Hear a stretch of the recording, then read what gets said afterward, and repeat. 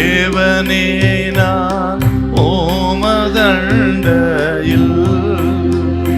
இன்னும் நெருங்கி சேர்வதே என் ஆவல் பூமியில். 2 சாமுவேல் 23:15-16.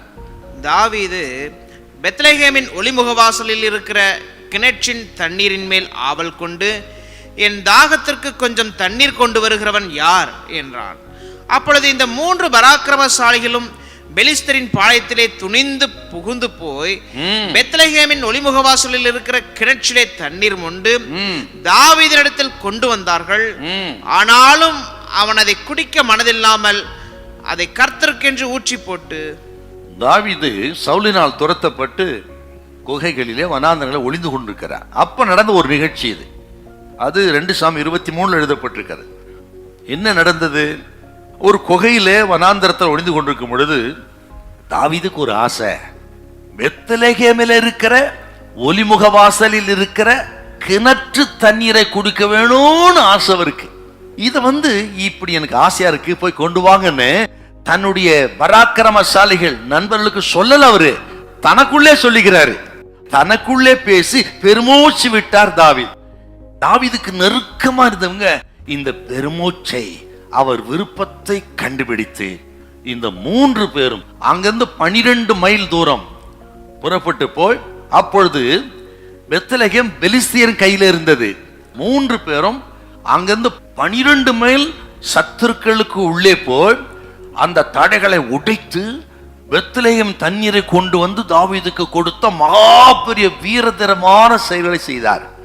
அந்த தண்ணீரை பார்த்த உடனே தாவீது குடிக்க மறந்து, ஐயோ, தன் ஜீவரையே பணம் வைத்து கொண்டு வந்த தண்ணீர் ரத்தத்துக்கு இணையானது, நான் எப்படி குடிப்பேன்னு கர்த்தருடைய சன்னிதானத்தில் ஊத்திட்டாராம் அந்த குகையில.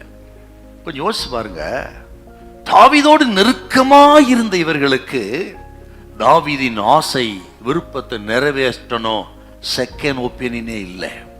யுத்தம், பெலிஸ்தர் இருக்கிறாங்க, போக முடியாது, ஒன்னும் நடக்காது, ஆகாது, இல்ல, நாங்கள் போவோம், தண்ணீரை எடுப்போம், சத்துருக்களை மிதிப்போம், எங்களுடைய ராஜாவின் ஆசையை நிறைவேற்றுவோம், உயிரே போனாலும் சரி, எங்க தாவீது ராஜாவின் ஆசையை நிறைவேற்றுவது தான் எங்களுக்கு எல்லாம் அப்படின்னு போய் துணிஞ்சு போய் கொண்டு வந்து கொடுத்தாங்கன்னா, இன்றைக்கு நான் சொல்லுகிறேன் உங்களை பார்த்து, நமது இயேசு ராஜாவின் இருதயத்துக்கு நெருக்கமானவர்களா இருந்தா, அவரை அவ்வளவாய் நேசித்தால், அவர் ஆசை, அவர் விருப்பத்தை நிறைவேற்றுவதற்கு எதையும் கொடுக்க ஆயத்தமா இருப்போம்.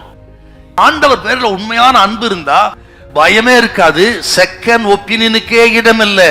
ஆண்டவருக்காக இதனை செய்வேன், சாதிப்பேன்னு சொல்லி இயேசுவுக்காக நீங்க நில்லுங்க, உறுதியா இருங்க.